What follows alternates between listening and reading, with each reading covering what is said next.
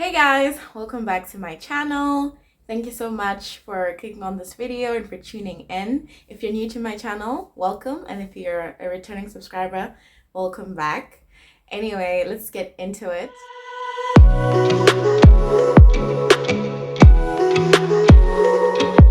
For today's video, I'd actually like to talk about my first job that I ever had, which is being a management consultant, despite the fact that I'm a civil engineer by training.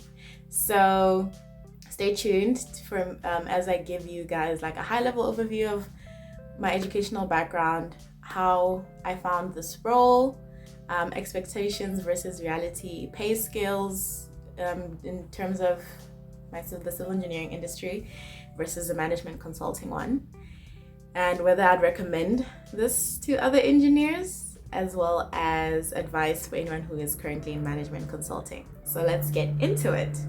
So before I start, just make sure to check out my Young Professional series that I did with my friend Makabo. It was a collaboration. I'll link the videos in this video in the information card that will pop up on the screen. So cool. What did I study at university? So I did a Bachelor of Science in Civil Engineering at Wits University. I completed that degree. It was a 4-year civil engineering degree. So I am a qualified on paper in terms of technical skills to be a civil engineer. However, I unfortunately finished my degree during the global pandemic. So that it made finding a job really difficult.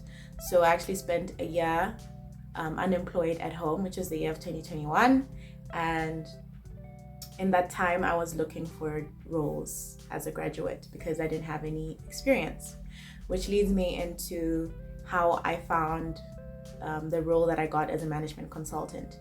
So seeing that as I was a graduate and I had little to no experience besides my vacation work experience, which is what we call internships at Wits University, I decided to look for graduate roles, and I used the site's Graduates 24. I'll link it in the description and also just pop it up in the video somewhere. Graduates 24, and I also use LinkedIn. So on LinkedIn, under the jobs tab, I created a job filter for graduate programs and graduate civil engineer in Johannesburg, South Africa, because I wanted to work in Johannesburg. So in doing so, I found a graduate program for the company that eventually employed me, and I applied with them. So their application was done through Smart Recruiters. I submitted my CV, full transcript. I didn't have my degree yet, so letter of completion, I believe, was asked for, and a copy of my identification document. And in my case, it was a passport. And then from there, the interview stages were, they reviewed my application, and then I was invited to submit a 1-minute video responding to 2 questions that they asked, with the first one being, how do I think management consultants have evolved have adapted in a COVID-19 pandemic world? And the second question was, what motivates me to work and be productive? So I answered those questions. Unfortunately, I was shortlisted for the company's assessment center, and I prepared for that assessment center using case studies that they had on their website. So if you're preparing for a management consulting role, make sure to check out the company's website and see if they have a case study tool where you can practice old case studies. And then cool, I went to the assessment center, had a lot of fun. It was a full day, 8 to 4. We did a group assignment together with people that I just met that day. And after that, we had to present our solution to a panel. They asked us questions and we answered them about our solution. And then I had an individual panel interview, and that went well. And fortunately, 2 weeks later, I got my offer and I started as a graduate in the graduate program. So now expectations, as I was going through this process versus the reality of being a management consultant, the expectation was I had this belief that I may be using my technical skills, my technical civil engineering skill set in this role, but that actually didn't happen, because overarchingly what they look for when these management consulting graduate programs are recruiting engineers is just the fact that you have critical thinking capabilities and problem solving skills. So just because that's what our whole degree is built on, like despite the category of the problems that we were solving. So they just wanted to see if you can translate those specifics, those skills into management consulting space. So they are transferable skills. So I highly recommend doing an engineering degree because it opens a lot of doors for you. So now as a management consultant, so my expectation was I thought I'd use my technical skills, but I didn't. So the reality was the fact that I had to learn or adopt like almost an entirely new skill set to do my job, because I was employed in the role of a business analyst in software development. So that is like miles away from civil engineering.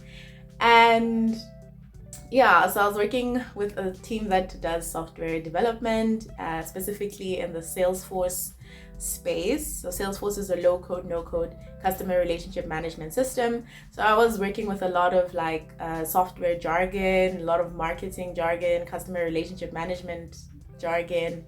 And yeah, it was a whole uphill climb. I had to upskill in Salesforce, and I got my admin certification in Salesforce. And in all this time, like my VITS degree that taught me how to design culverts and pipelines and structures and bridges didn't use any of my technical skill sets. So that's just like my expectation of what I thought could happen. And maybe they had a civil engineering capability, but they didn't. And the reality of what I was doing was I was still solving problems, just not in the specific technical problems I was taught to solve in my degree. And something to speak on as well as to like, why did I take this role? Well, it was the only job offer that I got in the year of 2021. So despite my efforts to find a civil engineering job, I didn't get one.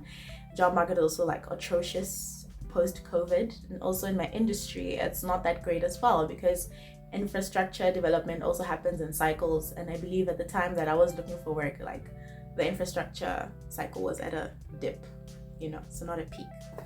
And then cool, in terms of pay scale as well, a lot of the roles that I saw being advertised for like graduate civil engineers or civil engineering interns and all that stuff were paying poorly. Like if I were to support myself and sustain myself in a city with like Johannesburg with high cost of living, I would not be able to do so with a graduate civil engineer salary unless like I took like these overarching compromises of perhaps living with family or sharing an apartment, trying to live closer to work, or living in like low cost accommodation. But that would also probably lead to like compromises in maybe safety and proximity to work, and also an increased cost of transportation.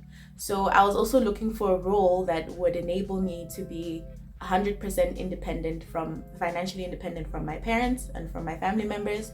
So that's also why I opted to go for the management consulting role, because pay scale for civil engineering graduates, just not there. I saw they were offering about like 14,000 Rand to 20,000 Rand per month.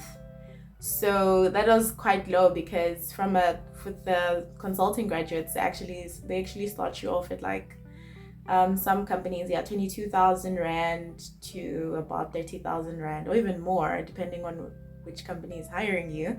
But like they pay significantly more, and I'm talking about, these are gross salaries that I'm talking about, not net, so before tax. So yeah, so like that was also like another motivating factor, because in as much as your career, you want to progress in skill and what skills you possess and the roles that you're in, you also need to be able to sustain yourself, like you can't depend on your parents forever.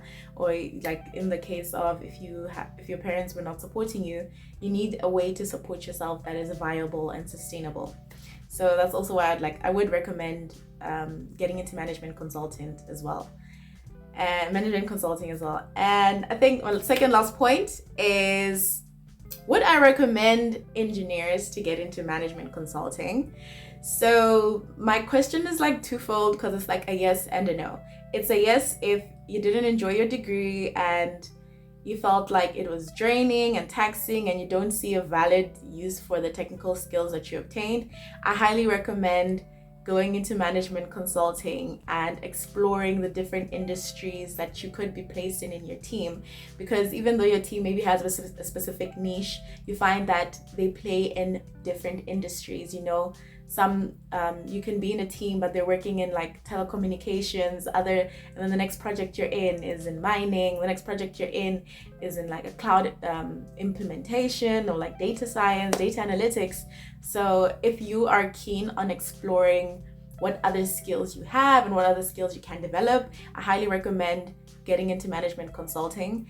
And I don't recommend getting into management consulting if you actually enjoyed your degree and you're also willing to, you know, go through the suffering of, you know, maybe just a low pay scale or low salary for like the first few years as you gain experience, and eventually, you know, as you get your professional engineering title, your chartered engineering title, then, like, you know, it pays off in the end because you're working in a space that you love.